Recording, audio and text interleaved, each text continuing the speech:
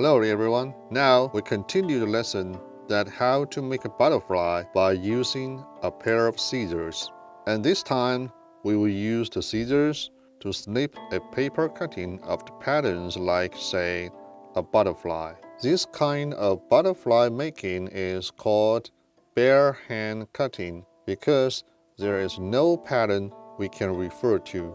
And first, we fold the paper in half, and with a paper in this size, just look in this size. And we can perhaps make 2 butterflies from this paper. Now, let's fold it again. And what's the key point in cutting just with hand and without patterns?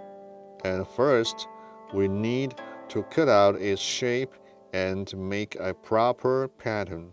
If there is a pattern inside, we should cut the pattern first. If not, we should cut the outside shape first. Then we should get the shape of the butterfly we're gonna make fixed.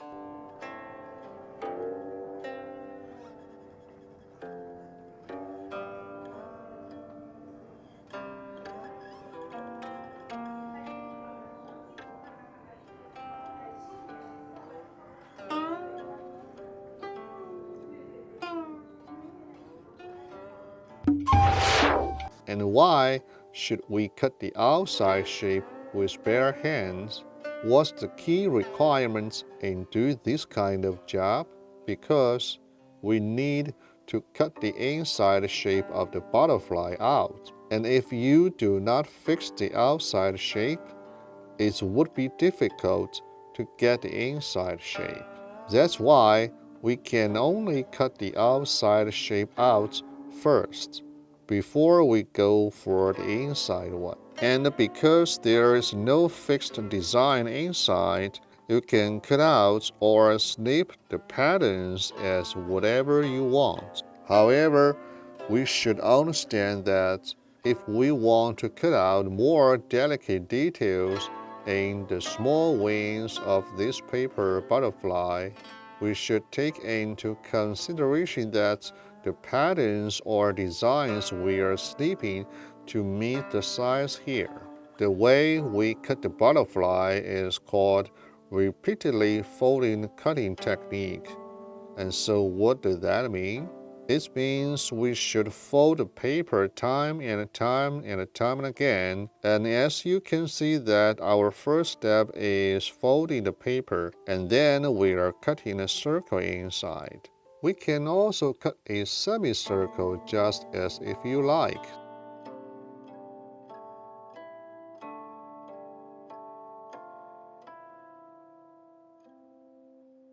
Okay, so now take a look. Now we have cut out a circle or a semicircle, whatever you want, it is okay. And we're going to continue the cutting of other shapes.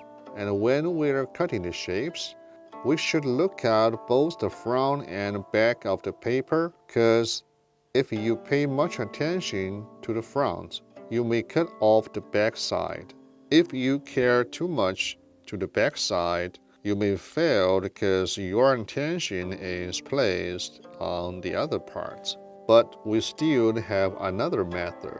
We can grasp the end, and you will be remain steady and unshakable, and will not cut too much.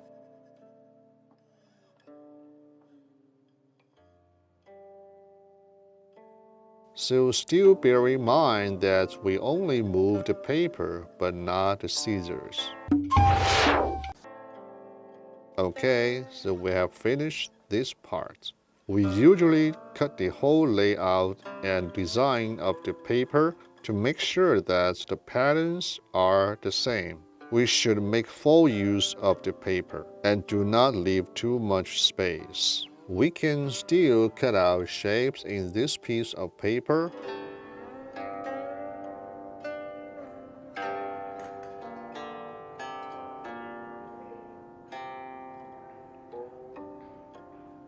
Or cut out other patterns. You can base on the size of the patterns and the remaining piece of paper to decide what your shape is gonna be. And for example, we can still cut the circle out in this part.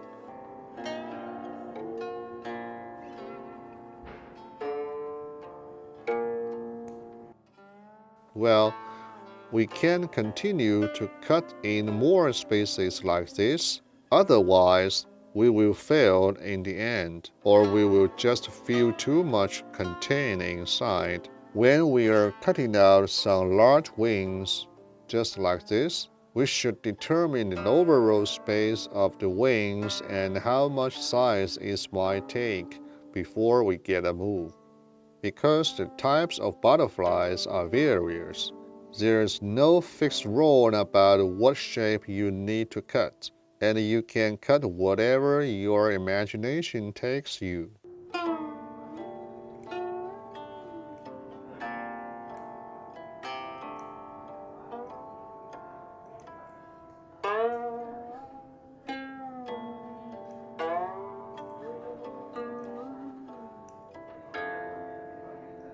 The process is totally the same.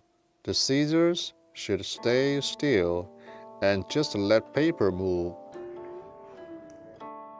Once we have done this part, we can fold it up. We can continue cutting out this shape of the paper, and let's remember that it should stop right at this part and keep going.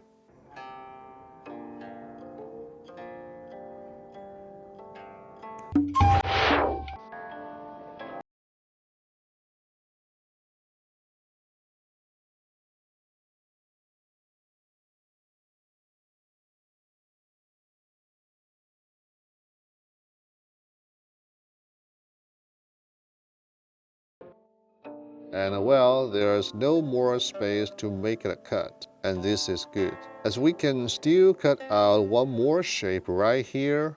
And when we are cutting out the shapes, we should base on the outer lines to determine the inner shape.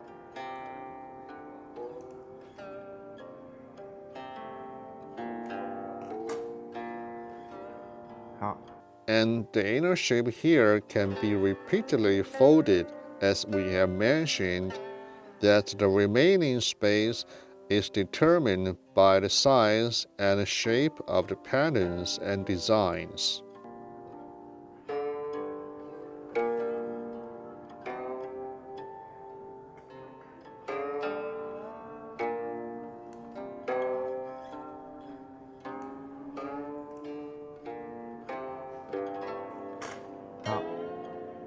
Oh, good. And we can still use it here to cut and snip.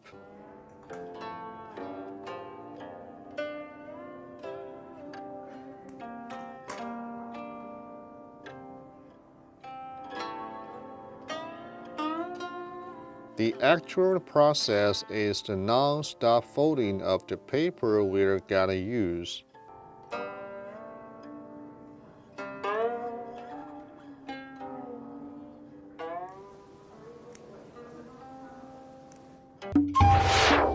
Okay, now we have cut out the designs of two wings, and they are made. Then we're going to cut out the butterfly's body as well as the butterfly's abdomen. There are plenty of methods in cutting out this body, and including we may use a triangular cuts. What we are now making is a kind of shape that looks like a rectangular cut. And we can also cut it out two curved sides, as because butterflies are different from each other, and we can have various forms of butterflies to prepare. Well, finally, we're gonna decorate the abdomen a little bit.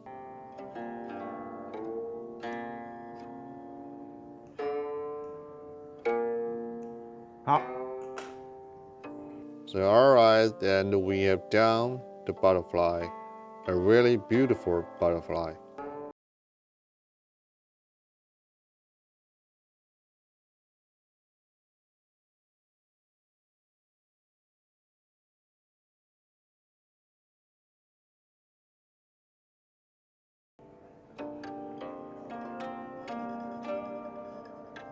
This one we made is just by bare hands. And then you can take a close look, or we can compare it with some more techniques and find the one that you prefer most.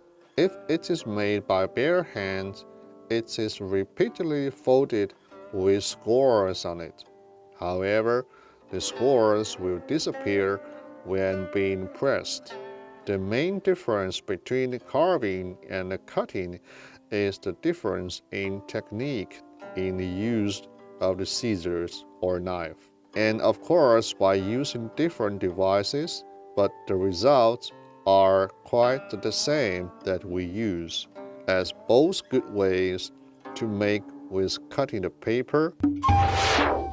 And now we do paper cutting with scissors as our main tool. We are using the front 1/3 of the scissors for cutting the patterns like we said. Don't spare too much of that scissors. And that's why we should fold the paper before we do the cutting. And we need to have a general image of the patterns of what we gotta cut. And in paper cutting, the patterns should be symmetrical on the paper or what we have. And we should fold in half the paper before cutting. And we should repeatedly fold the paper in half before we do the cutting. And if we want to cut out the inner pattern, the first things we need to do is cutting the outside shape. And I will keep it a secret as what we are cutting now. And you can also think in your mind and guess what it is. We will see if you have guessed it right. Now, we're going to cut something else from the inside. And as we finish, we need to fold the paper again.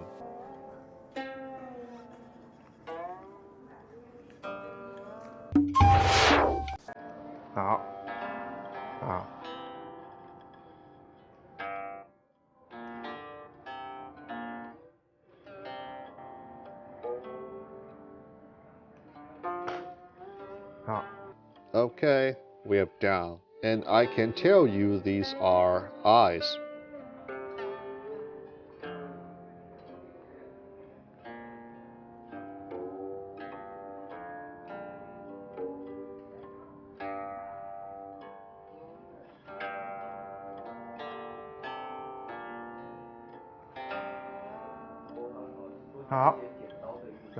Well, you see, during the cutting process, the paper takes 1/3 of the front scissors, and our scissors will still stay still. And with only the paper constantly spinning, if finished spinning, we have done the job. We can widen the front of the scissors a little bit